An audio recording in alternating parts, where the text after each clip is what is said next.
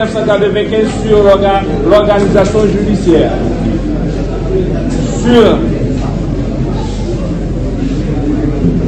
les correspondances adressées aux doyens en siège par le bâtonnier de l'ordre des avocats des CAI, par le parquet des CAI en date certaine, et sur la réquisition conforme du ministère public qu'il y a lieu pour le tribunal d'ordonner la prestation de serment des avocats stagiaires du barreau des CAI. Le dossier est bel et bien constitué et qu'il n'y a aucune contrariété. Le ministère public requiert le tribunal de procéder à la poursuite de la cérémonie. Et c'est cela. D'observer dans l'exercice de ma profession les principes d'honneur et de dignité qui doivent caractériser les membres de l'ordre des avocats. Jésus d'observer dans l'exercice de ma profession les principes d'honneur et de dignité qui doivent caractériser les membres de l'ordre des avocats. Honorable doyen, magistrat Jocelyn Lucien, monsieur le représentant du ministère public, magistrat Jocelyn Mazlet, monsieur le bâtonnier de l'ordre des avocats du barreau des CAI, maître Roosevelt Louis, les membres du conseil de l'ordre, chers confrères et consoeurs de la Bazoche, chère assistance, on dit que l'avocat a trois missions principales: la rédaction, le conseil et l'assistance. Celle-ci fait de l'avocat un être complet et incontournable dans toute société. Par son rôle, l'avocat s'avère être un maillon très important du système judiciaire et doit en conséquence contribuer à son avancement. Mesdames et messieurs, cette profession, par sa noblesse, a donné pas mal de brillants avocats au sein du pays, plus particulièrement dans notre juridiction. On se rappelle encore et encore des maîtres comme Rockefeller Julien, maître Thomas Seffort, maître Sténio Bellevue, etc. Ces figures de proue de la profession nous rappellent combien être avocat autrefois, c'était synonyme de respect, de compétence, d'honnêteté et surtout d'humanité. Ainsi, pouvons-nous citer Jean-Jacques Taine dans son livre intitulé La déontologie de l'avocat, page 12, nous citons: au-delà d'une certaine manière d'agir, c'est bien d'une certaine manière d'être qu'il est question. L'avocat exerce un ministère, une mission et non un métier. Il est, si l'on ose la comparaison, avocat comme d'autres sont prêtres par vocation et esprit de service. N'est-ce pas pourquoi l'avocat est considéré depuis longtemps comme le défenseur de la veuve et de l'orphelin? Par ses efforts, ses aptitudes, ses compétences et ses dévouements, l'avocat doit contribuer à rehausser l'éclat de la justice. En Haïti, notre système judiciaire est très vocal. On assiste des grèves en cascade, grève des huissiers audienciers, grève des greffiers, grève des parquetiers. De plus, la détention préventive prolongée ne cesse de s'accroître au sein de la prison civile des CAI.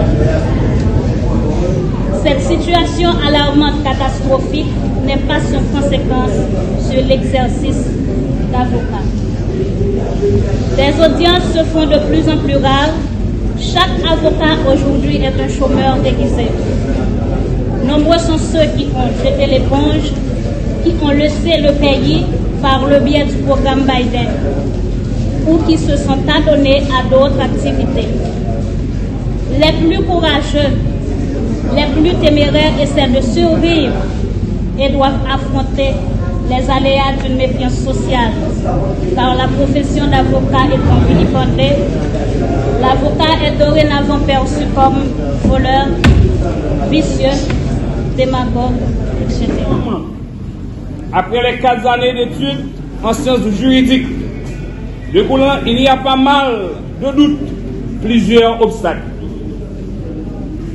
C'est une première expérience qui vient d'être franchie. En effet, selon l'esprit de la loi de 1979 régissant la profession d'avocat,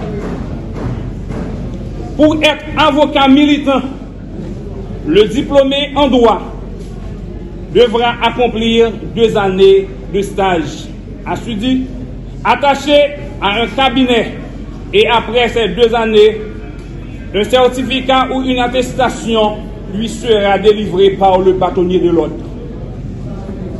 Malheureusement, cette prestation de serment, en ce mercredi 28 août 2024, est coïncidée avec une extrême aggravation de l'insécurité qui sévit à travers le pays, plus particulièrement dans les 2 départements les plus touchés, l'Ouest et la Tibonite.